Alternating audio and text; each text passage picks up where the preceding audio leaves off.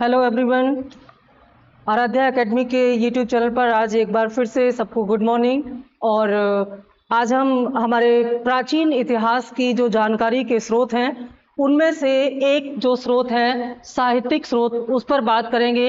यानी कि प्राचीन इतिहास के साहित्यिक स्रोत कौन कौन से हैं। साहित्यिक स्रोतों से मतलब है कि भारत का जो प्राचीन इतिहास है उसके बारे में जो साहित्य के द्वारा, लिखित सामग्री के द्वारा जो साक्ष्य मिले हैं वो क्या क्या हैं, इन पर हम बात करेंगे। इनमें बहुत सारे ग्रंथों की हम बात करेंगे, इनमें हम विदेशी यात्रियों के विवरण की बात करेंगे और हम देखेंगे कि जो साहित्यिक स्रोत होते हैं इनसे जो जानकारी मिलती है इतिहास के बारे में उसको लेकर के क्या समस्या होती है और कैसे साहित्यिक स्रोत पर्याप्त नहीं माने जाते और साहित्यिक स्रोतों की प्रामाणिकता को सिद्ध करने के लिए पुरातात्विक स्रोतों का सहारा भी लेना पड़ता है। अगले वीडियो में हम पुरातात्विक स्रोतों की बात करेंगे, लेकिन आज हम बात करेंगे यानी कि अगर ओवरऑल देखा जाए तो इतिहास की जानकारी के स्रोतों को दो भागों में बांटा गया है। कौन कौन से? पहला है साहित्यिक स्रोत और दूसरा है पुरातात्विक स्रोत। क्योंकि अपने आप में ये बड़े बड़े टॉपिक हैं तो हमने इसको दो हिस्से में बांट दिया है।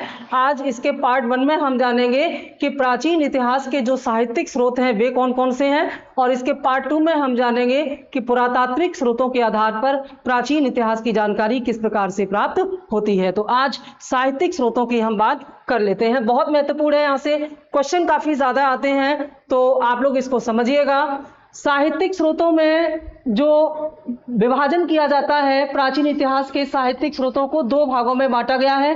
पहला है देशी साहित्य, दूसरा है विदेशी साहित्य। विदेशी साहित्य क्या है? ऐसा साहित्य या वह ग्रंथ जो विदेशी यात्रियों के विवरण के माध्यम से हमें प्राप्त हुए हैं। यानी कि विदेशी यात्रियों ने जो भारत की यात्रा की, जैसे मैगस्थनीज भारत आया, जैसे वेनसांग भारत आया, जैसे इत्सिंग भारत आया, तो जो तमाम विदेशी यात्री अलग अलग राजाओं के, शासकों के काल में भारत में यात्रा करने आए, उन्होंने अपनी यात्रा के दौरान भारत को जब देखा, यहाँ के समाज को देखा, यहाँ की संस्कृति को देखा और उसके माध्यम से जो इन्होंने साहित्य या ग्रंथ लिखा उसको हम जानेंगे विदेशी साहित्य में। इसमें सबसे बड़ी खास बात यह होती है कि ये जो विदेशी यात्री होते हैं ये जो भी लिखते हैं अपने यात्रा वृतांत में या अपने अनुभव के बारे में, वह किसी राजा या किसी राजा के शासन काल के प्रभाव में आकर के नहीं लिखते।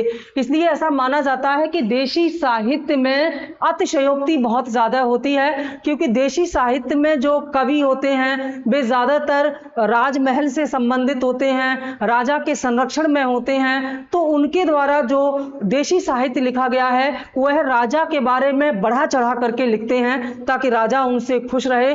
इसलिए देशी साहित्य में अतिशयोक्ति बहुत मिलती है। लेकिन विदेशी साहित्य जो होता है इसमें विदेशी यात्रियों द्वारा जो भी लिखा जाता है वह निष्पक्ष तरीके से, सामान्यतः माना जाता है कि इसमें निष्पक्षता होती है, क्योंकि यह किसी राज्य या राजा से प्रेरित होकर के नहीं लिखते, जबकि इसमें अतिशयोक्ति होती है, बढ़ा चढ़ा करके तथ्यों को रखा जाता है।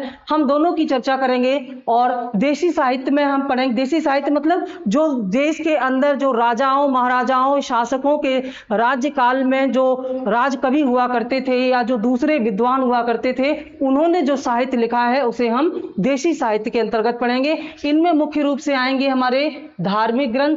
धार्मिक ग्रंथों को धार्मिक साहित्य कहा जाएगा। धार्मिक साहित्य का मतलब होता है ऐसा साहित्य जो धर्म से प्रेरित था, जैसे जैन धर्म से संबंधित जो ग्रंथ हैं, बौद्ध धर्म से संबंधित ग्रंथ हैं, ब्राह्मण धर्म से संबंधित, यानी कि विभिन्न धर्मों से संबंधित जो ग्रंथ हैं उनमें उस समाज के बारे में, स्त्रियों के बारे में, वहाँ की संस्कृति के बारे में, यानी कि वह धर्म जिस समय पैदा हुआ उस समय की समाज और संस्कृति के बारे में उस धर्म से संबंधित ग्रंथों में जो जानकारी मिलती है उसे हम धार्मिक ग्रंथों के नाम से, जैसे ब्राह्मण ग्रंथों को हम पढ़ेंगे, जैसे हम वेदों को पढ़ेंगे, तो वेदों के माध्यम से पूरे वैदिक काल की जानकारी मिल जाती है, चाहे वो ऋग वैदिक काल हो या उत्तर वैदिक काल हो। तो ये वेद क्या है? वेद धार्मिक ग्रंथ के अंतर्गत ही आते हैं। इसके अलावा धर्मनिरपेक्ष साहित्य, धर्मनिरपेक्ष साहित्य उसे कहते हैं जो किसी धर्म से प्रेरित नहीं होता, जो एक तरह से रचनाकारों को द्वारा लिखा जाता है, सामान्य टॉपिक पर लिखा जाता है, जैसे पृथ्वीराज रासो है या जैसे और दूसरे बहुत सारे ग्रंथ हैं जो भारतीय इतिहास में लिखे गए हैं। तो उन्हें यानी कि जो धर्म के अलावा अन्य मुद्दों पर लिखे गए हैं, ऐसे देशी साहित्य को हम धर्मनिरपेक्ष साहित्य कहते हैं। तो इन दोनों प्रकार के साहित्यों के माध्यम से प्राचीन इतिहास के बारे में जो जानकारी मिलती है उसे हम प्राचीन इतिहास के साहित्यिक स्रोत कहते हैं। आज हम इसी के बारे में चर्चा करने वाले हैं। तो साहित्यिक स्रोतों के बारे में कुछ भ्रांतियां हैं। भ्रांतियां ये है कि इसमें कुछ समस्या देखी गई है। साहित्यिक स्रोत मतलब लिखित स्रोत, इसमें समस्या क्या होती है? ऐतिहासिक एवं तिथिकृत तिथि क्रम का अभाव होता है, यानी कि इनकी जो ऐतिहासिकता होती है उसको स्थापित करना बहुत मुश्किल होता है और तिथियों का अभाव है। आप जानते हैं भारत में तिथि क्रम लिखने की जो परंपरा है वो सिकंदर के आक्रमण यानी कि 326 ईसा पूर्व से आरंभ हुई। सिकंदर के आक्रमण से पहले भारत के इतिहास लेखन में तारीखों का इस्तेमाल नहीं किया जाता था। तो उसके बाद मौर्य काल से भारत में तारीख युक्त यानी कि तिथि क्रम इतिहास लेखन की परंपरा का आरंभ तो हुआ, लेकिन व्यापक रूप से तिथियों का इस्तेमाल जो है इस लेख में, साहित्यिक लेख में नहीं किया जाता था। इसलिए यह प्रमाणित करना कभी कभी मुश्किल हो जाता है कि जो साहित्य है यह इसकी प्राचीनता कितनी है और इसकी ऐतिहासिकता कितनी पुरानी है, इसको प्रमाणित करना बहुत बड़ी समस्या हो जाती है साहित्यिक स्रोत में। देखिए, मैंने आपको बताया था इतिहास के काल विभाजन में कि इतिहास का काल विभाजन जो लिखित सामग्री है उसके आधार पर 3 प्रकार से किया गया है। आद्य इतिहास, ठीक है, इसके अलावा जो एक प्रागैतिहास, आद्य इतिहास और इतिहास, 3 भागों में इसको हम एक बार और आपको बता दें, फिर हम आगे बढ़ेंगे आपके लिए। ठीक है, देखिए 3 भागों में जो इतिहास को बांटा गया था वो 3 भाग क्या थे? पहला था प्राग ऐतिहासिक काल। प्राग ऐतिहासिक काल, प्राग ऐतिहासिक काल किसे कहते हैं? प्राग इतिहास या प्रागैतिहासिक काल कुछ भी कह सकते हैं। प्राग इतिहास का मतलब होता है इतिहास से पूर्व। प्राग मतलब प्री, इतिहास मतलब हिस्ट्री, यानी कि प्री हिस्टोरिक एरा। ये प्री हिस्टोरिक एरा क्या था? ये वो समय था जिसके बारे में कोई भी लिखित साक्ष्य नहीं मिलते थे, यानी कि एक ऐसा इतिहास, एक ऐसा समय जिसके बारे में लिखित साक्ष्य उपलब्ध नहीं है। और इस प्रागैतिहास की पूरी जानकारी कहाँ से मिलती है? पुरातात्विक स्रोतों से मिलती है।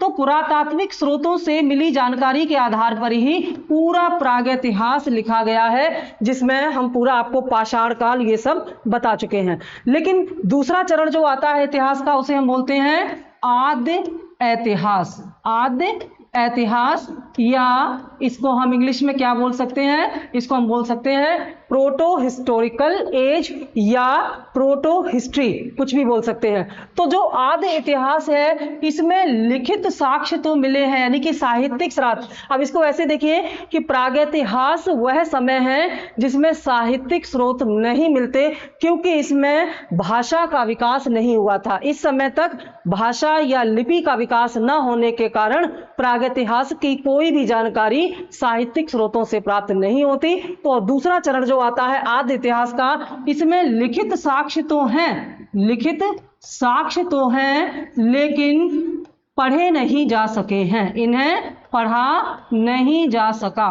पढ़े नहीं जा सके। क्यों? क्योंकि इनकी भाषा ऐसी है जिसे पढ़ना अभी तक संभव नहीं हो पाया। जैसे सिंधु सभ्यता में लिपि का ज्ञान तो था, लेकिन सिंधु सभ्यता की लिपि को अभी तक पढ़ा नहीं जा सका है। इसलिए सिंधु सभ्यता को हम कहाँ रखते हैं? आद्य इतिहास में रखते हैं। और हम पाषाण काल को कहाँ रखते हैं? प्रागैतिहास में रखते हैं। इसका मतलब है कि भारत के इतिहास, प्राचीन इतिहास के स्रोतों में साहित्य साहित्यिक स्रोतों का जो आरंभ हुआ है वो आद्य इतिहास से हुआ है, लेकिन इन्हें पढ़ा नहीं जा सका है।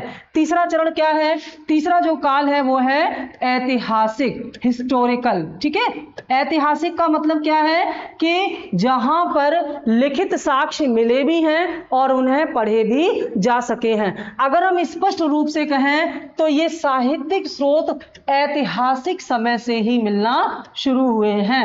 इतिहास का वह पीरियड जब भाषा का ज्ञान हुआ, जब लिपि और भाषा को अच्छे से पढ़ा जा सका, वहीं से साहित्यिक स्रोतों का महत्व बढ़ना शुरू हुआ।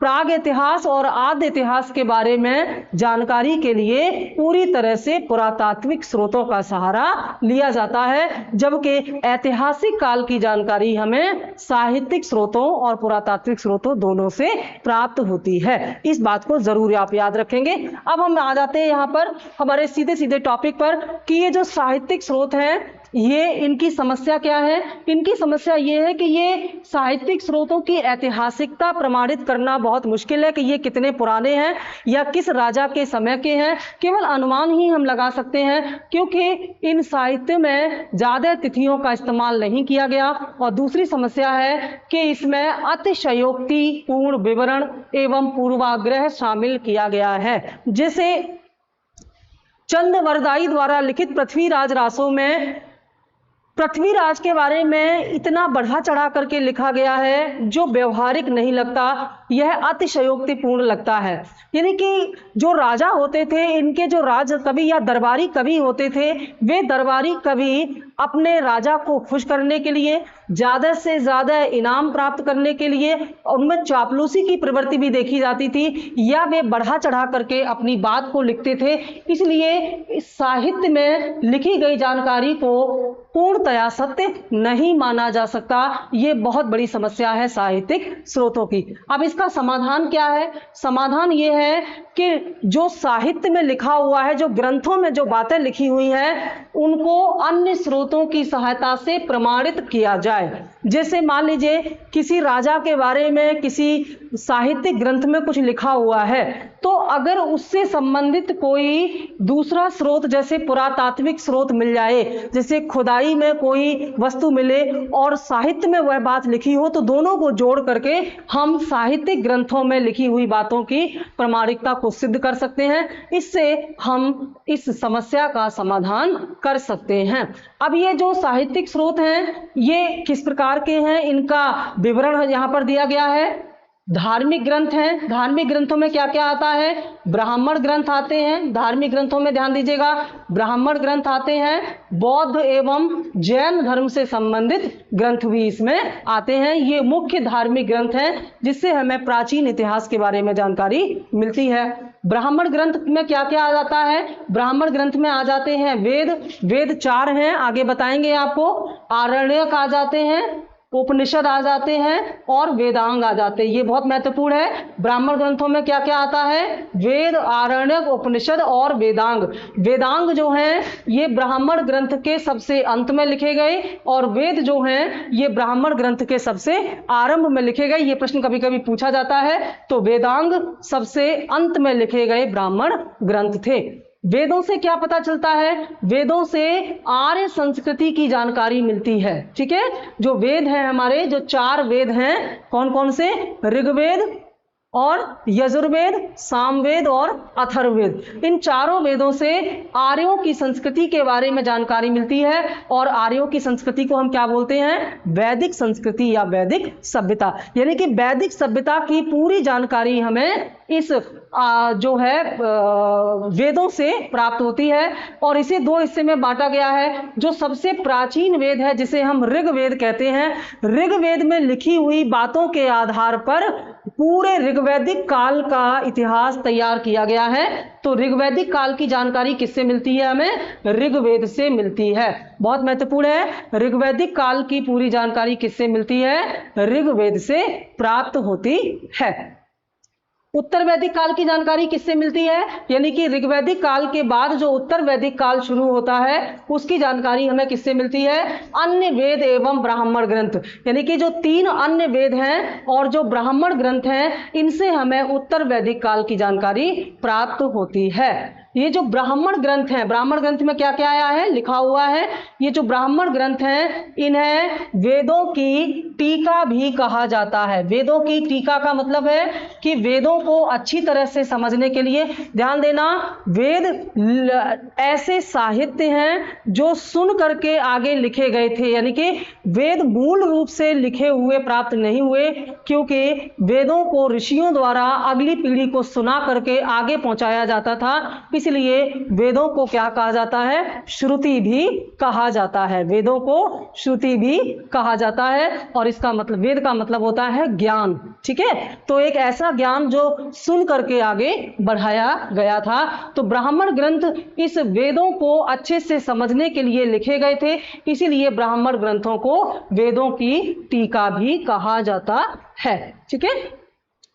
प्रत्येक ब्राह्मण ग्रंथ एक वेद या संहिता से संबंधित है, यानी कि जितने भी ब्राह्मण ग्रंथ हैं वे किसी न किसी वेद से संबंधित हैं। और यहाँ पर इन वेदों बहुत आता है, ये वाला प्रश्न कई बार पूछा जाता है। ये जो 4 वेद हैं, इन चारों वेदों के ये क्या हैं? ये ब्राह्मण ग्रंथ हैं। तो कौन सा ब्राह्मण ग्रंथ किस वेद से संबंधित है, ये यहाँ पर दिया गया है, पूछा जाता है। यहाँ पर ऐतेरेय एवं कौशितकी, ये कुछ डिफरेंट नेम है, बार बार इनको पढ़ेंगे तो ये आपको याद हो जाएंगे।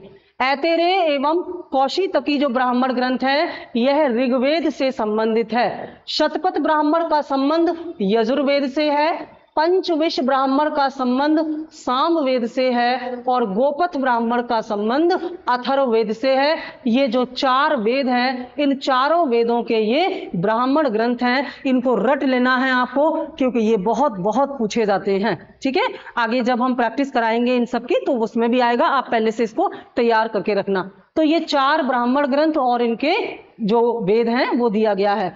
ब्राह्मण ग्रंथों में मुख्यतया यज्ञ एवं इनकी विधियों का वर्णन दिया गया है। ब्राह्मण ग्रंथ क्या हैं? ब्राह्मण ग्रंथ ऐसे धार्मिक ग्रंथ हैं जिनमें मुख्य रूप से यज्ञों के बारे में और यज्ञ की जो विधियां हैं, यज्ञ कैसे किया जाए, क्योंकि मैंने आपको बढ़ाया जो वैदिक काल था, ऋग्वैदिक काल खासतौर से और उत्तर वैदिक काल, उसमें आपको बताया गया कि वैदिक काल में यज्ञों का महत्व बहुत ज्यादा था और यज्ञ बहुत ही विधि विधान से किए जाते थे। तो यज्ञ में किसी प्रकार का अवरोध न हो, किसी प्रकार की त्रुटि या गलती न हो, इसके लिए वेदों में बहुत अच्छे से लिखा गया था और ब्राह्मण ग्रंथों में इन्हीं की विस्तृत व्याख्या करके बताया गया है कि यज्ञ की सही विधि क्या है। ये पूछा जाता है कि जो धार्मिक ग्रंथ हैं उनके विषय क्या हैं। तो इससे हमें तत्कालीन समय की रीति रिवाज, धार्मिक क्रियाकलाप, समाज की क्या स्थिति थी, इन सब के बारे में पता चलता है जब हम ग्रंथों को पढ़ते हैं। आरण्यक ब्राह्मण ग्रंथ का ही एक भाग है, ध्यान देना। आरण्यक क्या है? आरण्यक ब्राह्मण ग्रंथ का ही एक भाग है और अरण्य का मतलब होता है वन। अरण्य का मतलब होता है वन या निर्जन स्थान। तो ये अरण्य या वन में निवास करने वाले सन्यासियों के मार्गदर्शन हेतु लिखे गए थे। बड़ी महत्वपूर्ण बात है कि जो आरण्यक थे, आरण्यक ऐसे धार्मिक ग्रंथ थे जो उन लोगों के लिए लिखे गए थे जो लोग सन्यास आश्रम ग्रहण करते हैं, जो वन में चले जाते हैं। तो वन में रहने के दौरान, निवास करने के दौरान सन्यासियों को कैसा जीवन जीना चाहिए, इसके बारे में आरण्यक ग्रंथों में पूरी विस्तृत जानकारी दी गई है। सर्वप्रथम आरण्यकों में ही दार्शनिक तत्वों का आरंभ हुआ है। ध्यान देना, ये 2 प्रश्न यहां से आते हैं। कभी कभी क्या होता है ना, बच्चा जब एग्जाम देकर के आता है तो उसे लगता है कि वो जो आंसर देके आया है वो सही है, क्योंकि डेप्थ में उसने नहीं पढ़ा होता है। जैसे उपनिषद और आरण्यक, इस प्रश्न का उत्तर बहुत ही गहराई वाला प्रश्न है। ये समझिएगा कि अगर आपसे ये प्रश्न पूछा जाता है कि भारतीय दर्शन यानी कि भारतीय धार्मिक साहित्यों में किसमें पहली बार दर्शन की बात कही गई है, दर्शन की व्याख्या की गई गई है। और आपके सामने ऑप्शन में आरण्यक भी होंगे और उपनिषद भी होंगे। आप फटाक से उपनिषद लगा देंगे और आपका प्रश्न गलत हो जाएगा, क्योंकि आप यही पढ़ के गए हैं किताबों में। ध्यान देना, पहली बार आरण्यकों में ही दार्शनिक तत्वों का आरंभ हुआ, लेकिन बाद में उपनिषदों में इन दार्शनिक ज्ञान को मुख्य रूप से व्याख्या की गई। दोनों बातों को साथ साथ देखेंगे तो इस तरह से समझेंगे कि आरण्यक वो पहले धार्मिक ग्रंथ हैं जिसमें दर्शन के बारे में कहा गया, लेकिन उपनिषद वे ग्रंथ हैं जिनमें दर्शन की व्यापक और गहरी व्याख्या की गई है। तो उपनिषदों का भी मुख्य विषय दर्शन है और आरण्यक में भी दर्शन के बारे में बताया गया है, लेकिन आरण्यक का मुख्य विषय दर्शन नहीं है। आरण्यक का मुख्य विषय है वन में रहने वाले सन्यासियों के जीवन चर्या कैसी होनी चाहिए, उस पर बात की गई है आरण्यक में। तो इन दोनों बातों को साथ साथ पढ़ेंगे तो आप समझ जाएंगे, ठीक है। और उपनिषदों का जो मुख्य विषय है वो क्या है, वो है दर्शन, ठीक है। तो दर्शन की, जैसे चावार का दर्शन है, जैसे पतंजलि का दर्शन है, ये पूरी व्याख्या उपनिषदों में दी गई है। और सबसे महत्वपूर्ण बात कि उपनिषदों में कर्म कांड, यज्ञ, बलि की आलोचना की गई है। ये ध्यान रखने वाली बात है। पूछा जाता है कि ऐसे पहले धार्मिक ग्रंथ कौन से थे जो यज्ञ, बल और यज्ञ बलि, बलि मतलब चाहे पशु बलि हो या नर बलि हो, देवताओं को प्रसन्न रखने के लिए जब किसी की हत्या की जाती तो उसे बलि का नाम दिया जाता है।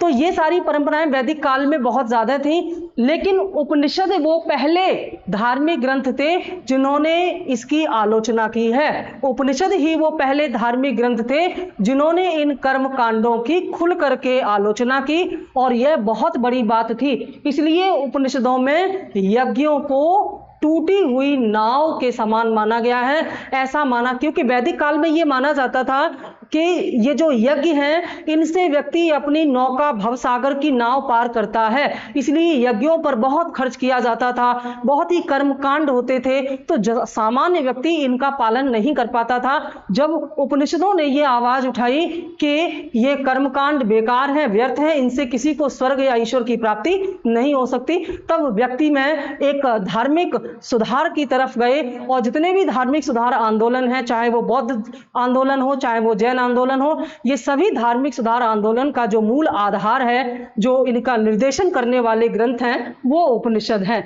यानी कि उपनिषदों में दिए गए ज्ञान से प्रेरणा पाकर के ही तमाम जो धार्मिक सुधार आंदोलन हैं वे शुरू किए गए। तो तत्कालीन समय में जो धर्म था, उस धर्म में जो कर्मकांड थे, उन कर्मकांडों के विरुद्ध पहली बार जो आवाज उठाई वे कौन से ग्रंथ थे? उपनिषद थे। बहुत महत्वपूर्ण है ये। उपनिषद निष्काम कर्म मार्ग एवं भक्ति मार्ग का दर्शन देते हैं। ध्यान देना, उपनिषद क्या कहते हैं कि निष्काम कर्म कीजिए, यानी कि आप जो कर्म करें वह फल की इच्छा करके ना करें, बल्कि पूरे समर्पण के साथ अपना कर्म करें और भक्ति पर ध्यान दें, ना कि कर्मकांड। जैसे ईश्वर को पाने के दो मार्ग यहाँ बताए गए, पहला ये कि भक्ति के द्वारा और दूसरा कर्मकांड के द्वारा। वैदिक काल में कर्मकांड बहुत महत्वपूर्ण था, जिसमें यज्ञ किए जाते थे, मंत्रोच्चारण किए जाते थे, लेकिन उपनिषदों ने यह कहा कि इन कर्मकांडों को सामान्य व्यक्ति नहीं कर पाता, ये बहुत खर्चीले होते हैं, इनमें बहुत ही नियम का पालन करना होता है, इसलिए भक्ति के द्वारा ईश्वर को प्राप्त करना ज्यादा आसान है। तो निष्काम कर्म और भक्ति मार्ग का दर्शन किसने दिया? उपनिषदों ने दिया। और इसी का विस्तृत व्याख्या बाद में भगवत गीता में मिलती है। भगवत गीता मेरे हिसाब से अगर देखा जाए तो आर्ट ऑफ लिविंग का सबसे बड़ा ग्रंथ है। दुनिया में इससे बड़ा कोई ऐसा ग्रंथ ही नहीं है जो आपको जीवन जीने की कला सिखाए। अगर आप भगवत गीता को ध्यान से पढ़ते हैं, समझते हैं और उसकी बातों को अपने जीवन में उतारते हैं, तो आपके जीवन में क्रांतिकारी परिवर्तन होगा ही होगा। ये गारंटेड और आजमाई हुई बात है कि गीता आपको सिखाती है कि कैसे जिया जाए, कैसे निष्काम कर्म किया जाए, कैसे व्यक्ति अपने जीवन का आनंद ले सकता है, यह सिखाता है गीता। तो गीता में जिस निष्काम कर्म और भक्ति मार्ग की व्याख्या की गई है, उसका आधार उपनिषद ही है। ठीक है, उसका आधार उपनिषद ही है। वैदिक अध्ययन के लिए विद्या की विशिष्ट शाखाओं का जन्म हुआ, जिन्हें वेदांग कहा गया। वेदांग क्या है? वेदों को समझने के लिए एक विशेष विद्या का व्याख्या की गई, जिसे विद्या की विभिन्न शाखाओं का विकास किया गया, जिन्हें कहा गया वेदांग। और इनमें कौन कौन से हैं? वेदांग में क्या क्या आता है? शिक्षा, कल्प, व्याकरण, निरुक्त, छंद, ज्योतिष, ये सभी क्या हैं? वेदांग के भाग हैं। अगर आपसे पूछा जाए कि ये सब क्या हैं, तो ये वेदांग हैं और वेदांग के ही भाग हैं। यानी कि वेदों को अच्छी तरह से समझने के लिए शिक्षा, कल्प, व्याकरण, निरुक्त, छंद, ज्योतिष आदि की रचना की गई।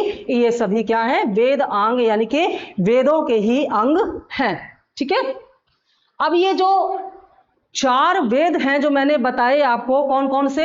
ऋग्वेद, यजुर्वेद, सामवेद और अथर्ववेद। इन चारों वेदों के 4 उपवेद भी हैं। ठीक है, 4 वेदों के 4 उपवेद भी हैं। और ये बहुत ज्यादा पूछा जाता है कि, और इसके उपवेद का मतलब क्या है कि ये जो 4 वेद हैं, इनमें जिस विषय के बारे में लिखा गया है, उन विषयों को और अच्छे से समझने के लिए हर वेद का एक उपवेद लिखा गया है। तो इनसे हमें ये समझ में आएगा कि कौन से वेद में किन टॉपिक के बारे में, किन विषयों के बारे में बात की गई है। यानी कि ये जो 4 उपवेद हैं, ये किन किन विषयों के संबंध में लिखे गए हैं। बहुत बहुत ज्यादा महत्वपूर्ण है। आयुर्वेद पहला क्या है? आयुर्वेद। आयुर्वेद का संबंध किससे है? रोगों की पहचान एवं निदान, यानी कि जो चिकित्सा संबंधी विषय हैं, जैसे रोगों की पहचान कैसे की जाती है, इन रोगों के निदान के लिए जो जड़ी बूटी है, जो दवाइयाँ कैसे प्रकृति पर, उस समय तो आज की तरह जो मेडिकल दवाइयां हैं वो तो होती नहीं थी, तो इस समय पूरी तरह से आयुर्वेदा पर ही निर्भर थे। तो आज भी आयुर्वेदा का महत्व तो आप जानते हैं कितना ज्यादा है। आयुष पूरा विभाग चल रहा है आयुर्वेदा के लिए। तो आज भी आयुर्वेदा का जो मूल आधार है वो ये आयुर्वेद का उपवेद ही है। इसमें बहुत ही प्राचीन, आपने पतंजलि देखा होगा, पतंजलि इसी आयुर्वेद के आधार पर इतना बड़ा कारोबार चला रहा है। तो इन प्राचीन ग्रंथों में रोगों की पहचान के बारे में लिखा हुआ है और इन रोगों का निदान कैसे किया जाए, कौन सी जड़ी बूटी का इनमें इस्तेमाल किया जाए, उसके बारे में लिखा हुआ है आयुर्वेद नाम के उपवेद में। दूसरा उपवेद है धनुर्वेद। ठीक है, धनुर्वेद में किसके बारे में लिखा गया है? युद्ध कला के बारे में। युद्ध कला में जैसे धनुष और बाण का प्रयोग, उसमें कैसे युद्ध में उनका इस्तेमाल किया जाए, इन सब के बारे में बताया गया है। गंधर्व वेद का संबंध किससे है? संगीत कला से हो, जाहिर सी बात ये सामवेद से संबंधित है। देखिए, ये जो आयुर्वेद है ये ऋग्वेद से संबंधित है, ये जो शिल्प वेद है ये यजुर्वेद से संबंधित है, और गंधर्व वेद किससे है? सामवेद से। और जो लास्ट बचा आपका वेद कौन सा? देखिए, ये ऋग्वेद, ठीक है, ये सामवेद, ये यजुर्वेद और ये अथर्ववेद। धनुर्वेद का संबंध किससे है? अथर्ववेद। तो चारों वेदों का संबंध इन चारों उपवेद से है। तो ये जो तीसरा उपवेद है गंधर्ववेद, इसका संबंध किससे है? सामवेद से। और सामवेद या गंधर्ववेद में जो है वो संगीत कला के बारे में लिखा हुआ है। यह संगीत के 7 सुर जो कि आज भी संगीत में इस्तेमाल किए जाते हैं, उनके बारे में सबसे प्राचीन ग्रंथ माना जाता है सामवेद या उसका उपवेद गंधर्ववेद। चौथा जो यजुर्वेद है, यजुर्वेद का जो उपवेद है वो शिल्प वेद है, और इसमें भवन निर्माण कला के बारे में बताया गया है कि कैसे भवन निर्माण किए जाएं। इसके अलावा जो यज्ञ वेदी होती हैं उनके बारे में इसको बताया गया है। इसमें गणितीय आधार मिलता है, अंक गणित और खास तौर से रेखा गणित।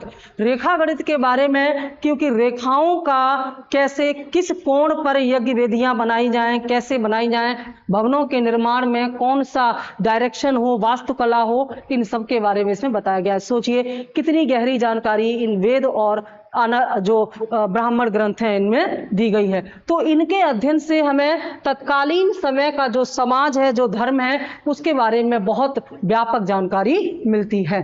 अब ये अर्ध ऐतिहासिक धार्मिक ग्रंथ का मतलब है ऐसे धार्मिक ग्रंथ जिनकी ऐतिहासिकता अभी पूरी तरह से प्रमाणित नहीं हो पाई है, उनके बारे में यहाँ पर हमें जानना है। इनमें दो महाकाव्य, इनमें एक्चुअली महाकाव्य दो हैं लेकिन तीसरा इसमें जोड़ दिया गया है। तो महाकाव्य आते हैं कौन कौन से?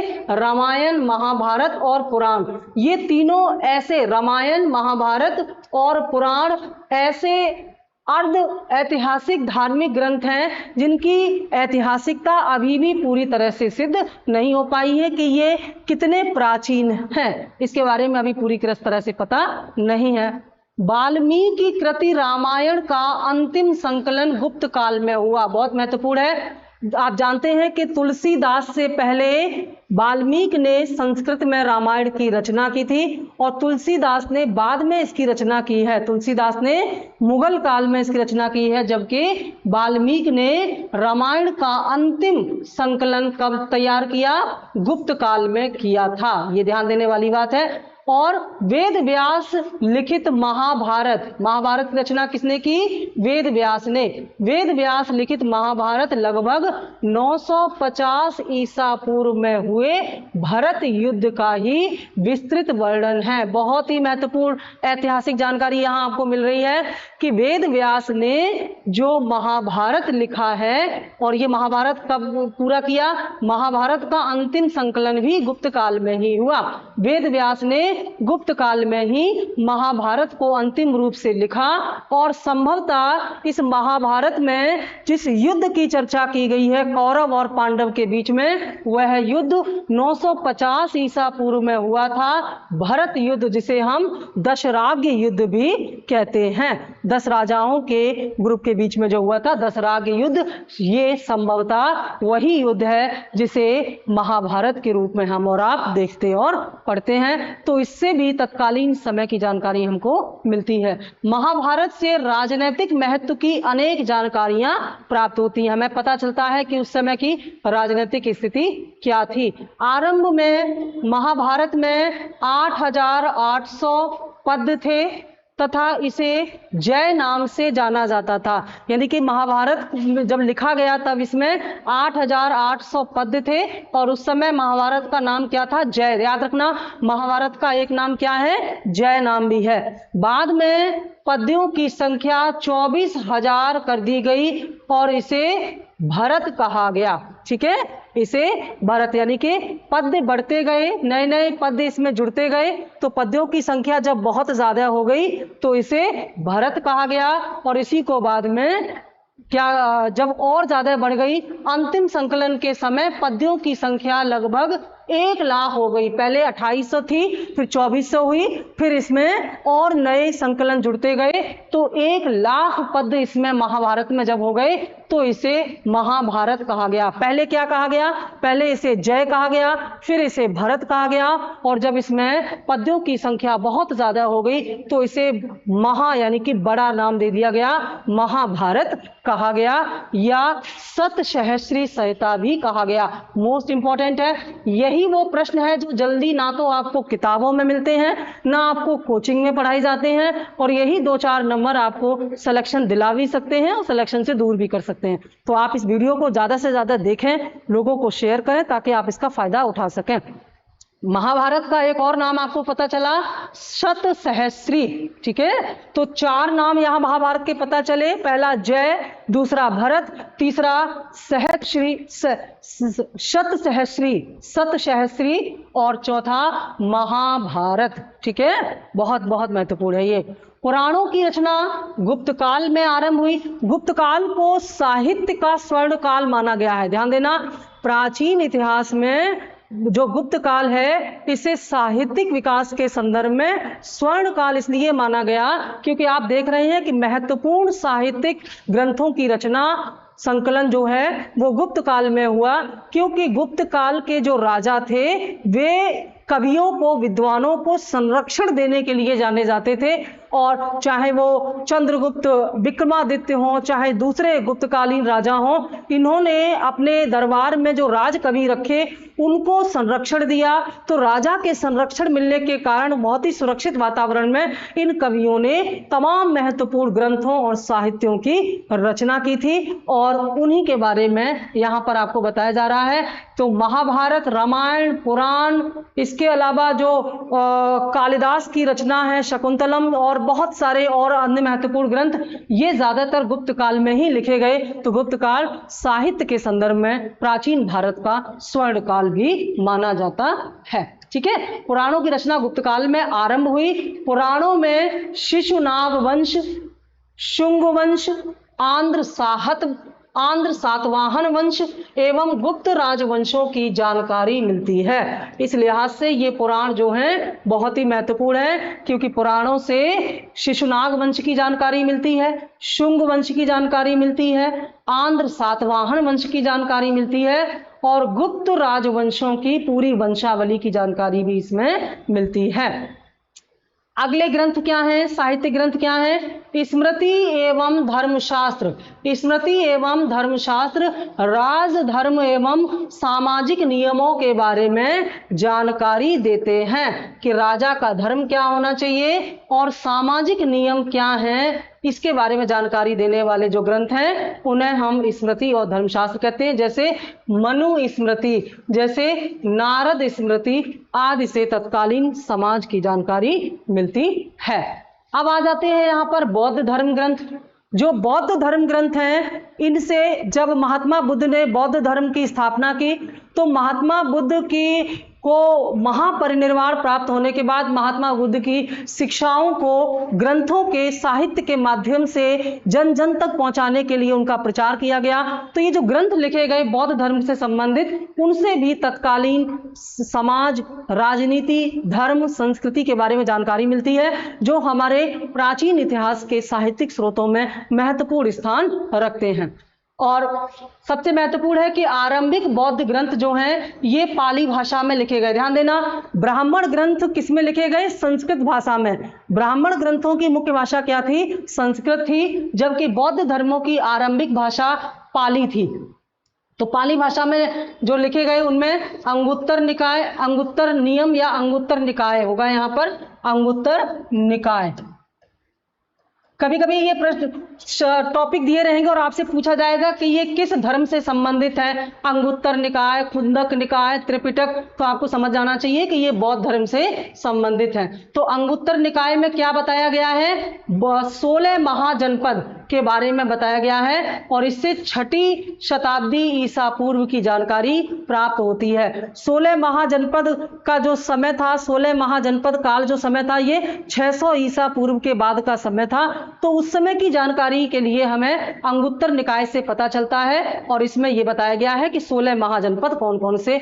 इसी समय खुद्दक निकाय, खुद्दक निकाय में क्या पता चलता है? खुद्दक निकाय में जातक कथाएं पता चलती हैं और जातक कथाओं में क्या लिखा है? बुद्ध के पूर्व जन्म की कहानियां हैं। बहुत पूछा जाता है ये प्रश्न। जातक कथाओं में बुद्ध के पूर्व जन्म की कहानियां दी हुई हैं और ये जातक कथाएं कहाँ मिलेंगी? कौन से बौद्ध ग्रंथ में? खुद्दक निकाय में। त्रिपिटक, अगला बौद्ध ग्रंथ क्या है? त्रिपिटक। त्रिपिटक में क्या है? बुद्ध के उपदेश हैं, बौद्ध धर्म के मूल तत्व हैं और संघों के आचार विचार हैं। ठीक है, कौन कौन से हैं? अभिधम्म पिटक, सुत्त पिटक, विनय पिटक। विनय पिटक, सुत्त पिटक और अभिधम्म पिटक, ये जो 3 पिटक हैं, इसमें बौद्ध धर्म के जो गुरु हैं यानी कि महात्मा बुद्ध हैं, उनकी शिक्षाएं, उनके उपदेश, बौद्ध संघ से संबंधित आचार विचार, नियम आदि के बारे में लिखा हुआ है। तो इन त्रिपिटकों से पता चलता है कि उस समय के जो बौद्ध संघ थे उनका संचालन कैसे होता था, उस समय की स्थिति कैसी थी, समाज कैसा था, इन सब के बारे में जानकारी इनसे मिलती है। अब जैन ग्रंथ, जैन धर्म से संबंधित जो ग्रंथ है उनसे भी जानकारी मिलती है साहित्यिक स्रोतों के संदर्भ में। तो जैन धर्म में क्या क्या? जैन धर्म मुख्य रूप से प्राकृत भाषा में लिखे गए। ये भाषा जरूर याद रखना, बार बार हम आपको बता रहे हैं। ब्राह्मण ग्रंथ संस्कृत में, बौद्ध ग्रंथ पाली भाषा में और जैन ग्रंथ प्राकृत भाषा में। मूल रूप से, बाद में तो दूसरी भाषा में लिखी गई, लेकिन मूल रूप से यहाँ बताया जा रहा है। इनका जो जैन धर्म का जो संकलन हुआ है ये कहाँ हुआ? ये महावीर स्वामी की मृत्यु के पश्चात गुजरात के बल्लभी में ईसा पूर्व 6ठी शताब्दी में हुआ था। जैन धर्म का जो साहित्य था वो लिखा गया था ईसा पूर्व 6ठी शताब्दी में गुजरात के बल्लभी में। ठीक है, मुख्यतया पूर्वी उत्तर प्रदेश एवं बिहार के विषय में इन जैन ग्रंथों से जानकारी मिलती है। यानी कि जो यहाँ पर जैन धर्म के साथ साथ जैन ग्रंथ भी, समझे, कंफ्यूज नहीं हो, जैन ग्रंथ के बारे में बात कर रहे हैं। तो जैन ग्रंथ मुख्यतया पूर्वी उत्तर प्रदेश बिहार के बारे में जानकारी देते हैं। भगवती सूक्त, परिशिष्ट पर्व, आचारांग सूत्र आदि मुख्य जैन ग्रंथ हैं। इनका नाम याद रखेंगे क्योंकि ये बहुत सिमिलर हैं बौद्ध धर्म से, इसलिए जैन ग्रंथ और बौद्ध ग्रंथों में अंतर आपको जानना बहुत ज्यादा जरूरी है। अब कौन सा साहित्य आता है?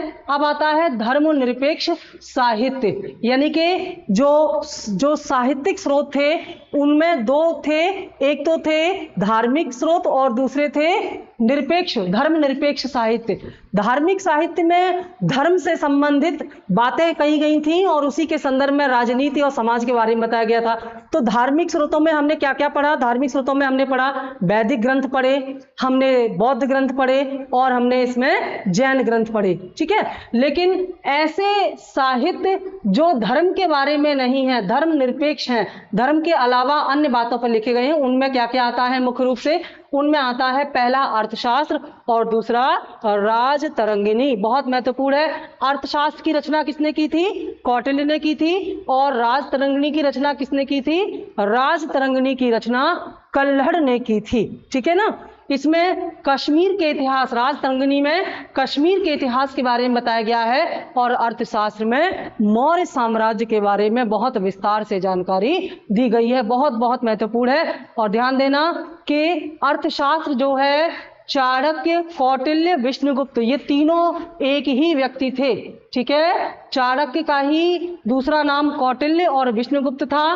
तो चाणक्य या कौटिल्य या विष्णुगुप्त ने मौर्यकालीन प्रशासन पर अर्थशास्त्र नामक पुस्तक लिखी है। मौर्यकालीन प्रशासन पर, नाम से ऐसा लग रहा है कि अर्थव्यवस्था पर लिखी है, नहीं, इसमें मौर्य काल का जो प्रशासन है उस पर हम कह सकते हैं कि यह प्रशासन पर लिखा गया विश्व का सबसे प्राचीन ग्रंथ है जो मौर्य काल में कौटिल्य द्वारा लिखा गया था। अर्थशास्त्र में क्या बताया गया है? अर्थशास्त्र में राज्य की उत्पत्ति, संगठन, सुरक्षा, राजा के अधिकार एवं कर्तव्यों के बारे में, आर्थिक क्रियाकलाप के बारे में, मंत्री और अधिकारी आदि के बारे में विस्तार से लिखा गया। यह भारत का सबसे प्राचीन ग्रंथ है। कितनी बड़ी विडंबना है कि इस अर्थशास्त्र में जो कौटिल्य थे, इन्होंने राज्य का साप्तांग सिद्धांत दिया और इस साप्तांग सिद्धांत में कौटिल्य बजट की बात करते हैं और ऐसा कहने वाले, बजट के बारे में, टैक्स के बारे में बात करने वाले कौटिल्य दुनिया के पहले विद्वान माने जाते हैं। लेकिन फिर भी जो वेस्टर्न जगत है, जो पश्चिमी जगत है, वह एडम स्मिथ को ही अर्थशास्त्र का जनक मानता है। जबकि देखा जाए तो भारतीय अर्थशास्त्र और वैश्विक स्तर पर भी अर्थशास्त्र का जनक अगर कोई हो सकता है तो वो कौटिल्य ही हो सकता है, क्योंकि अर्थशास्त्र में कौटिल्य ने बजट और टैक्स के बारे में बहुत विस्तृत व्याख्या की है। ठीक है, तो ये महत्वपूर्ण है अर्थशास्त्र के बारे में। अर्थशास्त्र की विषय वस्तु यूनानी दार्शनिक अरस्तु के पॉलिटिक्स, अरस्तु ने ग्रंथ लिखा था, यूनानी दार्शनिक था अरस्तु। अरस्तु ने जो ग्रंथ लिखा उसका नाम क्या था? पॉलिटिक्स।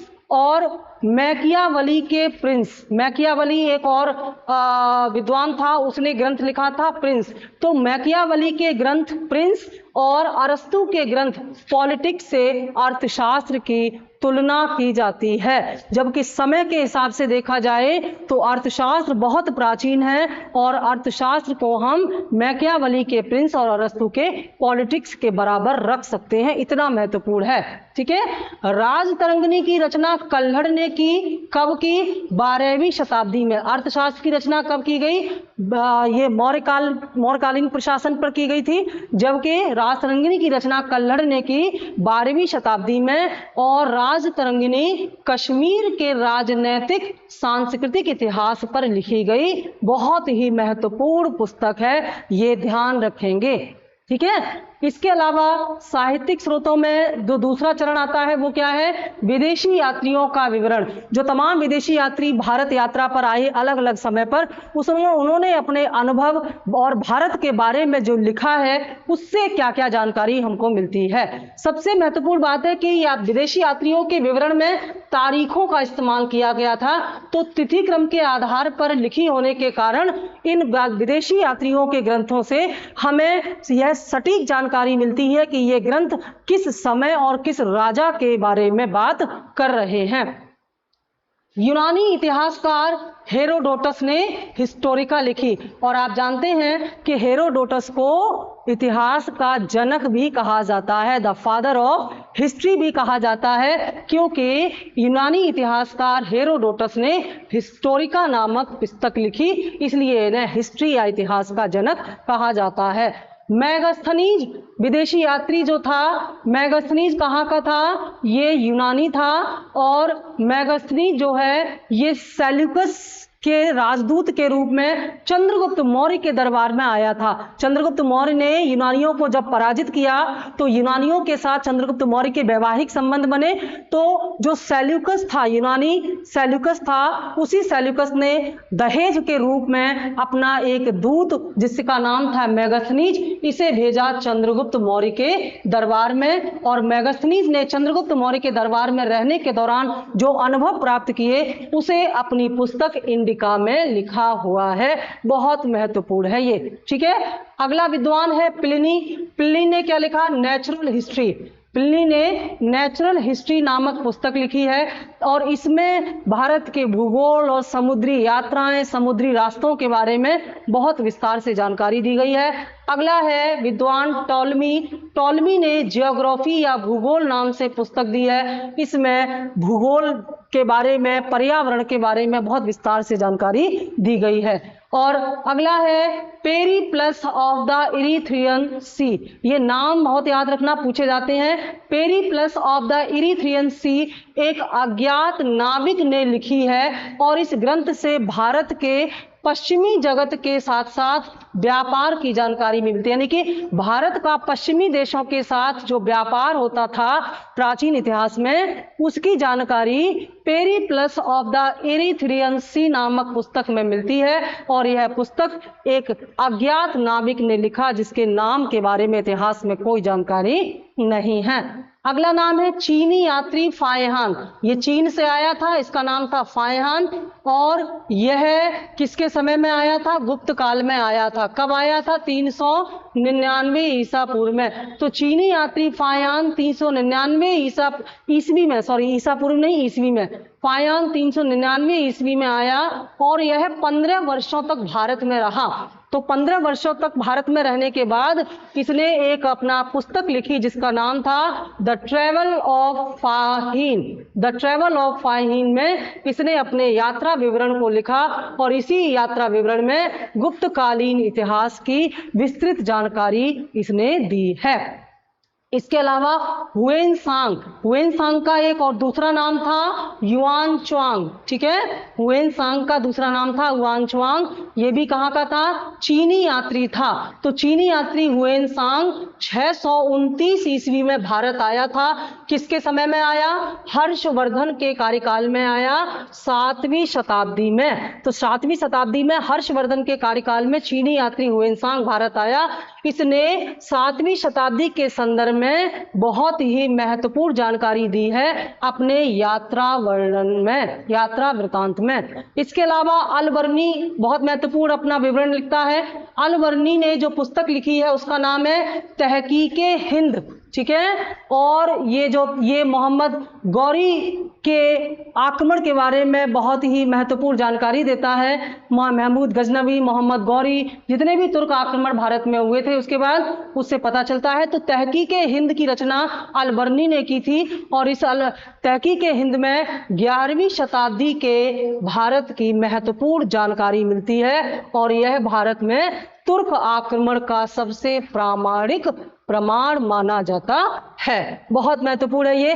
तो ये सारे जो साहित्यिक स्रोत हैं, इन साहित्यिक स्रोतों ने भारत के प्राचीन इतिहास के लेखन में बहुत महत्वपूर्ण भूमिका निभाई है। मैंने आपको बताया कि यद्यपि साहित्यिक स्रोतों में कुछ समस्याएं भी हैं, जैसे अतिशयोक्ति वगैरह है, लेकिन फिर भी इन साहित्यिक स्रोतों में बहुत सारे साहित्य ऐसे हैं जो सटीक जानकारी देते हैं और पुरातात्विक स्रोतों से इनकी प्रामाणिकता सिद्ध करने पर ये ज़्यादा सही जानकारी दे पाते हैं। तो आज के इस टॉपिक में हमने प्राचीन इतिहास के साहित्यिक स्रोतों के बारे में बात की थी। अगले टॉपिक में हम प्राचीन इतिहास के पुरातात्विक स्रोतों के बारे में बात करेंगे, जिसमें हम खुदाई में मिले हुए तमाम जो साक्ष्य हैं, चाहे वे इमारत हो, सिक्के हों, भवन हों, ये जो साक्ष्य हैं पुरातात्विक, उनके बारे में विस्तार से जानकारी देंगे। बहुत बहुत महत्वपूर्ण टॉपिक है, इसको बार बार पढ़िए और ज़्यादा से ज़्यादा लोग इस चैनल को सब्सक्राइब कीजिए, जिससे कि हमें और अच्छे और नए वीडियो बनाने की प्रेरणा आपसे मिलती रहे। Thank you.